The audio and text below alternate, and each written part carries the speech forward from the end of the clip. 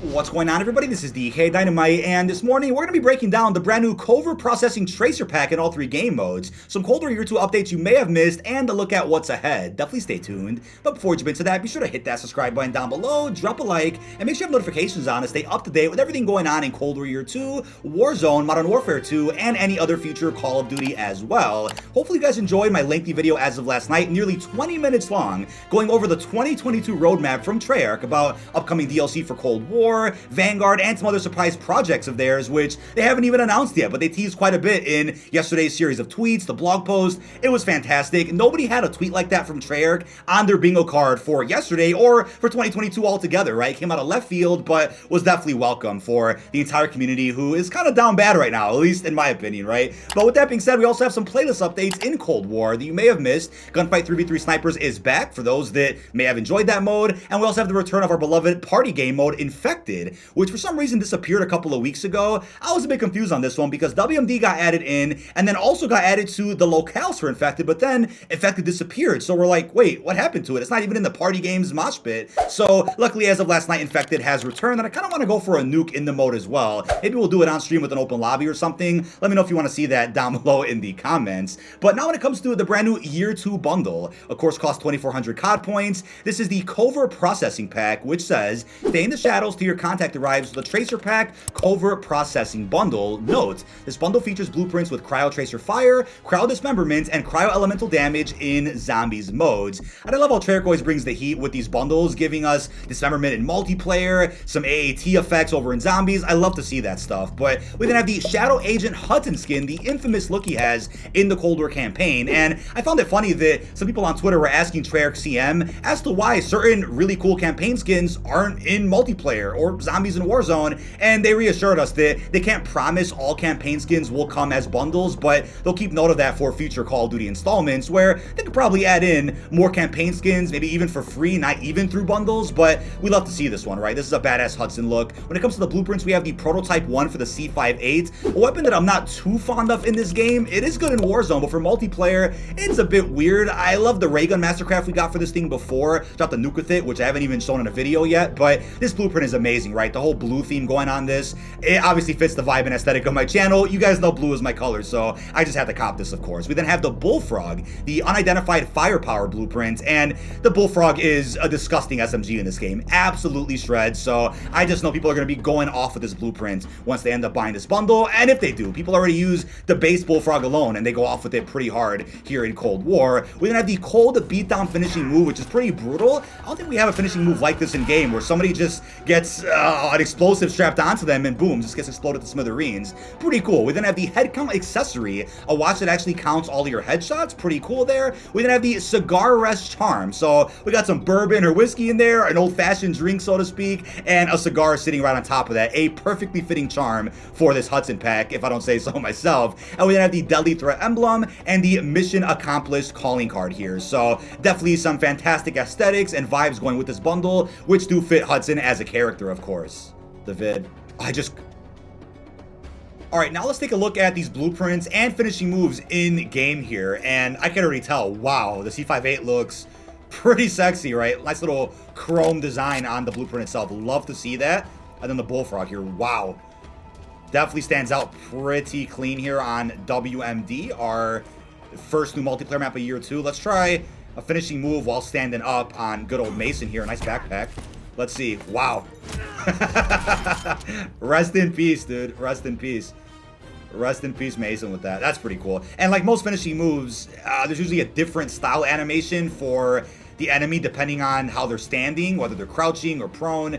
Definitely depends. So let's see a crouch finishing move here. How's this going to look? Any difference? Probably not. The prone one might be a little bit different, but yeah. Now we got two Masons here. I'm also surprised we haven't got a new operator bundle or a new skin for Mason, right? Like his white t-shirt design or some other look he had in a previous Black Ops. Maybe we'll end up getting another Mason pack at some point throughout Year 2. Let's try out prone finishing move here. Any difference? Let's see. Yeah. He'll still strap that explosive on you. Yeah, Hudson brings the heat, man. Hudson brings the heat. But these tracers look amazing. Obviously, like I said, blue is my color, so we just had to go ahead and cop this pack. And this is honestly the bundle I was looking forward to the most. I know the Ravenov pack is also highly anticipated because of the Scythe melee weapon, the Ravenov skin from Outbreak, but this pack just looks incredible. And I've always been a Hudson fan ever since Black Ops 1, so I'm happy to see Hudson getting some more love here with some Cold War DLC. But now, as we usually do, let's go ahead and try out this bundle over in some zombies. All right, guys, in spirit of the Abomination coming into Outbreak at some point soon, we got to hop onto Forsaken here with our brand new Hudson bundle. And let's take a look at these tracers and crowd dismemberment on some zombies, as we usually do whenever a new bundle comes out. And maybe next bundle that comes out, we'll try previewing it all like Modern Toten or D Machine or something. But I just love Forsaken, such a good map, and hopefully you guys agree with that down in the comments here. Let's get some zombies. Where are they at? Here we go. Try the C58 out. Man, that looks good. Got that Cryo coming in hot for Forsaken. And yeah, I want to see all the Pack Punch camos too on this blueprint. I was looking at Dark Aether earlier, and I'll go ahead and preview it maybe after this zombies game. Okay, thank God for Ring of Fire, because the C58 probably wasn't going to do much against the Abomination. But, hey, in spirit of the Abomination coming to Outbreak, like I said, let's go ahead and take this guy down. And also don't forget to complete all of your... Whoa, that's bad. Don't forget to complete all of your main quests in... I'm out of ammo. In Cold War Zombies before the Super Easter Egg releases at some point in Season 3. We don't know what that reward even is yet. But maybe it's Permanent Perkaholic. Maybe it's spawning in with a higher weapon rarity. We're still unclear on what that's going to be, but I'm very curious. Leave all your best theories down below. And this guy's just not dying. There we go. And then here is Tier 1 Pack-a-Punch on the C58. And obviously, when it comes to the Pack-a-Punch camos on certain blueprints, sometimes takes over the blueprint entirely where you can't even tell what the blueprint is. But with this one, you can still kind of tell, right? You can see the silver in there, the chrome design, and then obviously our tracers. Not too bad, but just want to get some kills with this. End the round here, because this thing already wasn't doing much damage, and we were not too happy with it. But we need to go ahead and get a solid 45k to max pack this thing. Haven't really used a C58 before in zombies, to be honest with you. Maybe a handful of times, not even. Not too bad, though. All right, we now have 15k to go in and get Tier 2. Let's check out this camo on the C58. Definitely interesting looking. That blend there of the pink and the chrome. Not too bad at all. And I think our next bundle review video will end up going on to like Modern Toten, like I said. A different map so that we can see some different Pack-a-Punch camos. Just threw a flashbang on accident. Oops. I need armor because I am dead. So let's do that real quickly. And... I would certainly use other ARs above the C58 in zombies. I could tell you that much, chat. And we have enough for, okay, 2 tiers of armor. Perfect. Not too bad. Not too bad at all. Might need to grab a Crystal Axe to get our 30k for Tier 3 with the rate this is going. All right, to keep up with the tradition that we have every time a new bundle comes out, here is Tier 3 on the brand new C58 blueprint. Not much of a difference there from the Tier 2 Path camo, but overall, like I mentioned earlier, a lot of other weapons I'd rather use over the C58 here in zombies. And honestly, for you guys buying this bundle, you probably won't even use this too much in zombies, but let me know how you feel about it down below. And maybe the Bullfrog is sometimes a better choice, some of the lower rounds, but for the C58, nothing too crazy, to be honest with you. And overall, I would still prefer to run a shotgun, if anything, especially in a map like Forsaken when you're dealing with an annoying heavy enemy like the Abomination. But now let's take a look at the mastery camos here on some of these blueprints. All right, folks, along with the preview of Hudson here in the main menu, we of course have the calling card and emblem also equipped. Can't really complain that they're not animated, even though an animated version of that emblem probably would have looked pretty cool with this pack. But when it comes to the mastery camos, let's take a look here first at Dark Matter Ultra. I don't actually have Dark Matter Ultra in this game, so I can't go in-game first person to show you, but take a look at this preview alone. I don't think this camo looks good at all in the C58. I mean, it's not even covering half the weapon at that point, so that's kind of ridiculous. And let's see Dark Aether. It's actually a little bit better. It has more coverage, and this is a perfect example as to why I haven't gone for Dark Matter Ultra in multiplayer. I mean, Dark Aether just looks better anyway, and if it was the other way around, I would have gone for a camo that looks just like this in multiplayer, but I just think Dark Aether looks better on all weapons in the game. Let's take a look at the Bullfrog, but Dark Matter Ultra just doesn't really look the greatest. Let's grab the Bullfrog here. I didn't have a class with it on regular MP. Let's take a look at Dark Matter Ultra. I mean, it covers a decent portion of it. That's not too bad looking, but with Dark Aether, just pops out more. Covers the same amount of the weapon as Dark Matter Ultra, but those are the master camos for those interested. I'm not going to show you Dark Aether in Warzone because it doesn't really look good at all in my opinion, but let's see if this bundle even works in Rebirth Reinforced. Go ahead and take a look. All right, chat, we got lucky. The entire Hudson bundle actually appears and works here in Warzone. As you'll see, the blueprints also function as intended, which I'm surprised about because last time the Pharaoh Fury Mastercraft for the Vargo did not work in Warzone. So let's take a look at how these weapons work here on Rebirth Reinforced. All right, chat, seriously, I want to make my ringtone every morning. Y'all going to the Warzone. Like, dude, wow, an AFK guy. Well, we got a free finish on him. Here's a Hudson finisher here in Warzone. Sorry, Bruce Willis, we love you. And there's somebody shooting at me. Oh my god. Wow. Can I put armor on in peace? Oh my god. What the? Oh, the Bullfrog, man. Wow, what was that?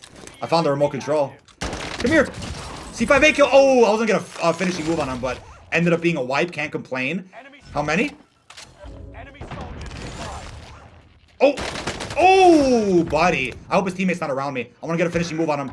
Stay still. Yes. No, he killed himself. Oh, wait. Wait, it canceled. Got one plate at least. Thank God. Oh. Oh, another team wipe, dude. Everybody keeps wiping. I can't get someone to go down. That's hilarious. I'm definitely dead. Oh. No armor plate. Can I get the finish? Please. There we go. We got the finish in Warzone. Perfect. Oh, there's Wraith.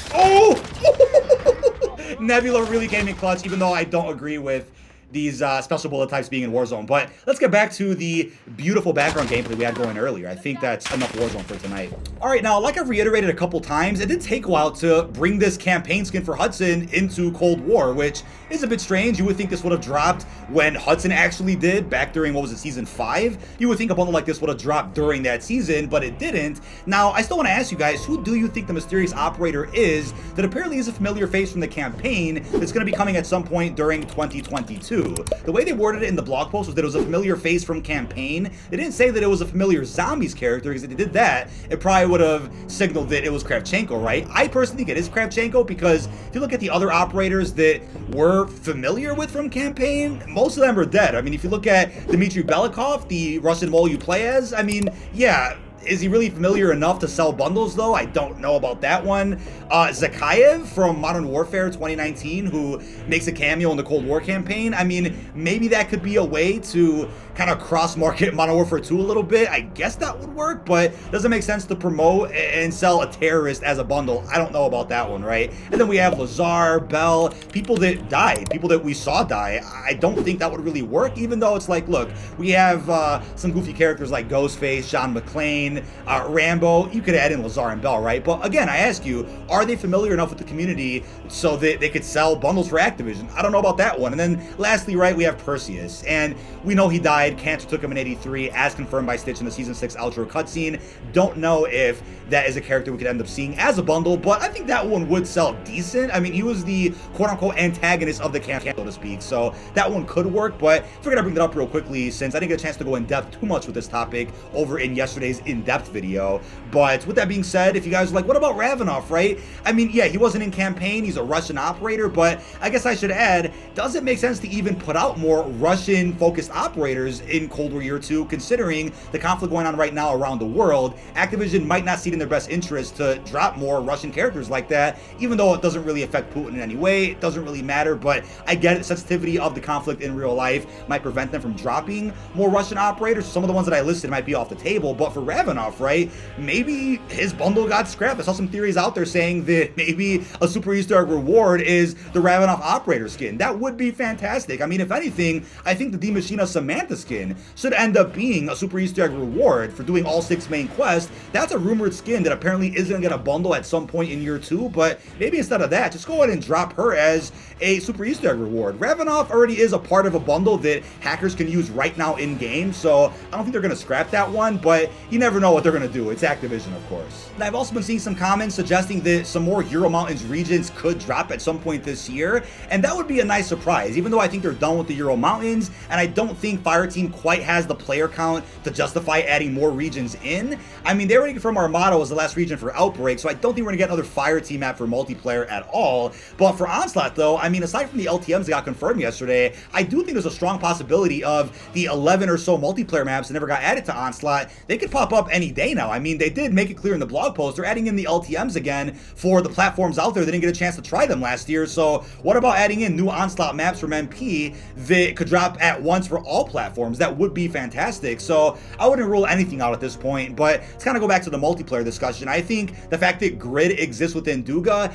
that is such an easy map they could put together for 6v6 or something, right? I think that is certainly a plausible map that could pop up at some point, but like I mentioned in yesterday's video, I think all the Black Ops 4 remastered maps and the Black Ops Pass experiences could be very easy ports to see at some point in Cold War multiplayer. Now, I also want to give a quick shout out to the Black Ops Cold War subreddit. I know, Reddit's crazy, but there are some good people that exist on subreddits, including the Cold War subreddit. I've been seeing some banger posts lately over on there, talking about maps like Radiation, Launch, other experiences that should actually be added to Cold War multiplayer, some of which are already in Black Ops 4, so why not port those over? I've been seeing some banger Reddit posts lately, which have been getting quite a bit of upvotes. So yeah, Cold War is as strong and popular as ever. There's a very healthy player base talking all about it online, watching videos, making content, and I think the more the merrier when it comes to year 2. I would definitely expect some pretty strong updates to this game before the release of Modern Warfare 2. Then after that, I think things will be up in the air. I highly doubt we'll get a Cold War year 3, but gotta be grateful for a year 2 nonetheless. Now, because yesterday's video was so long, I didn't get a chance to really bring up Treyarch's mention of ranked play